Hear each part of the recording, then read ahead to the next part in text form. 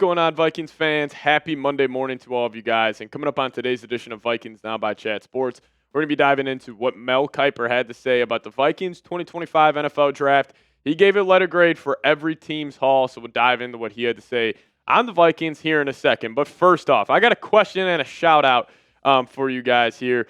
Who is better, Justin Jefferson or the man of the hour, Anthony Edwards? The performance he put on yesterday against the Lakers was phenomenal, going toe-to-toe with Luka, and he's thoroughly outplayed him in this series, and just his swagger, his demeanor, talking smack even when he's down in the game. Just everything is about the way he plays the game of basketball, both sides of the floor. He is a truly inspirational guy. So you guys let me know, who is better? Is it Justin Jefferson or is it Anthony Edwards? I think Ant at this point is probably a top 5 player in the NBA, borderline top 5. And then Justin Jefferson being the clear-cut number 1 wide receiver, still a top 10 guy overall in the league. I don't really have an answer for you guys, but you guys let me know, who is better, Justin Jefferson or Anthony Edwards? So the Vikings came into the 2025 draft with only 4 selections, but they ended up making 5. In round 1, they went Donovan Jackson. Round 3, they went the wide receiver out of Maryland, Ty Felton. Then they went Ingram Dawkins, edge out of Georgia in round 5. Then Kobe King and Gavin Bartholomew in the 6th round. So Mel Kiper, how did he have to grade out the Vikings 2025 NFL Draft? Well, he gave the Vikings a B- for their haul. Now, yesterday on our grades video, I gave the Vikings a B, so very similar to what Mel thinks compared to what I think. But this is what Mel specifically had to say, and he connected it back to JJ McCarthy, saying the Vikings have one of the NFL's most talented rosters around one of the biggest unknowns of the 2025 season. It appears they're going to ride with JJ McCarthy at quarterback. The 2025 first-rounder who missed his rookie campaign because of a knee injury. Minnesota, however, came into this draft with just 4 total picks, the fewest of any team. Then they obviously added one more with the trade with the Rams. If general manager Kwesi Adofo-Mensah is going to help out his young passer, he's going to have to do it with surgical precision. The first move was Donovan Jackson in round 1. He will take Blake Brandel's spot at left guard, where he will help both as a pass protector and a run blocker. Somewhat surprisingly, Jackson was the 3rd guard off the board at number 24. And, this creates for the Vikings a amazing offensive line. I can't remember the last time the Vikings have an offensive line with this much talent. We got first-round picks on the left side. Darius Hall, Donovan Jackson. You got a proven commodity, a veteran at center, and Ryan Kelly. Then you got Will Fries, high potential, young offensive guard. And then you also got a veteran, just really consistent, a guy like Brian O'Neill. But that offensive line, it should be top 5 in the league. And it honestly has a chance to be the best offensive line. And, as a whole, this Vikings offense doesn't have a weak position group on the entire unit. You think about the offensive line, the tackle position specifically. You're good there. Darius Hall and O'Neill. The guard spot, Jackson and Fries. You got Ryan Kelly. You got the tight ends and Oliver and Hawk. Then you got the receivers on the outside. Then you got the 2 good running backs. You got the great offensive mind in Kevin O'Connell. The only argument you could make to me where the Vikings wouldn't have a top 10 unit this upcoming season would be JJ McCarthy. And then gets me this. All the pressure in the world is on JJ McCarthy. And after all the moves the Vikings have made in free agency, where you're adding in 3 elite interior offensive linemen in Jackson, Fries, and Kelly, you got the weapons, you got Kevin O'Connell. Truly the whole success of this unit will come down to number 9.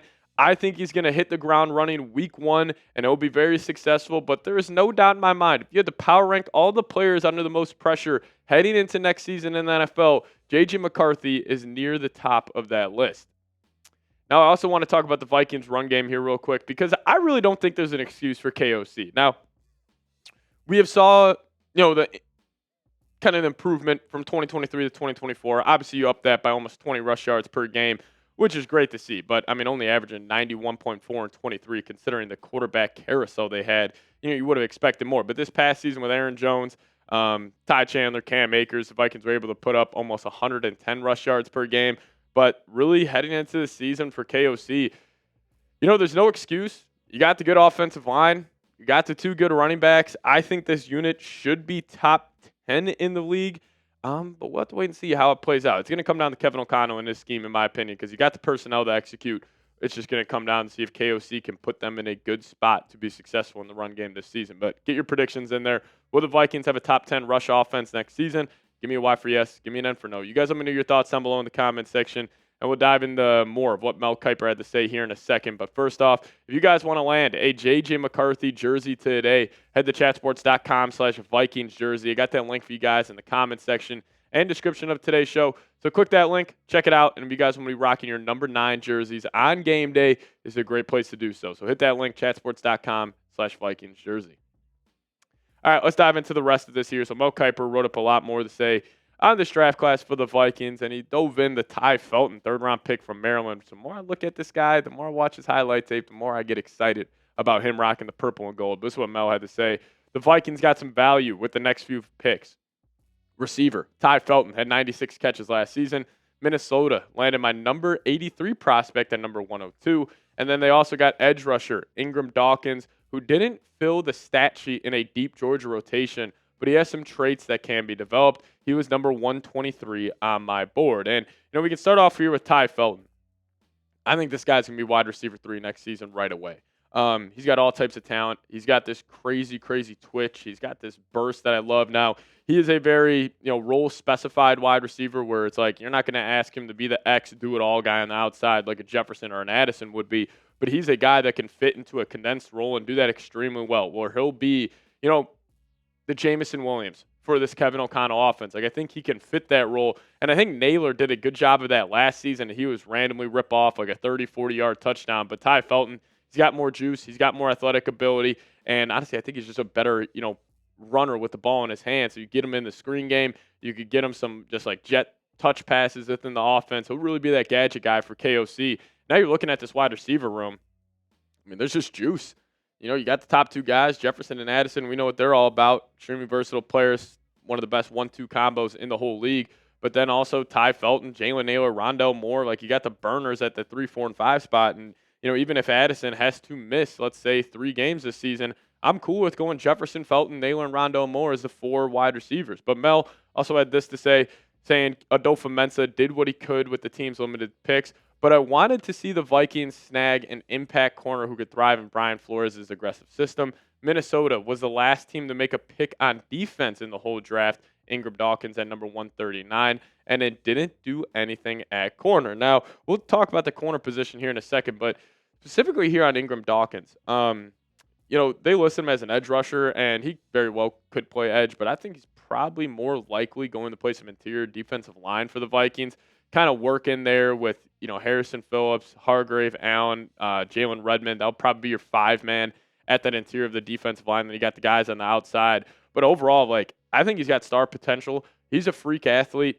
I like that he's coming from Georgia, played with a bunch of dogs over there. And I think he's a guy, 6'5", 280 pounds, ran a crazy good 40, crazy good RAS score. Like, the potential's there with him. Maybe you have him sit for majority of year 1, and then it's like him and Dallas Turner as, your young defensive line duo. But him in round 5, I thought was an absolute steal. And for everybody freaking out about the secondary, they didn't draft a safety, they didn't draft a cornerback. I think that's telling me that they clearly have faith in Mekhi Blackman and Theo Jackson. Like, even though Blackman coming off that torn ACL, I think the Vikings are viewing him as a guy who's going to take a next step. And Theo Jackson, I'm a massive fan of his game. He had a great game when he had to fill in for Harrison Smith last season in Seattle, had the game-sealing interception, had a 90-plus overall PFF grade. Vikings gave him a 3-year, $12 million deal, so clearly they are going to use him. And I think they're good at safety, and I think they're good at corner.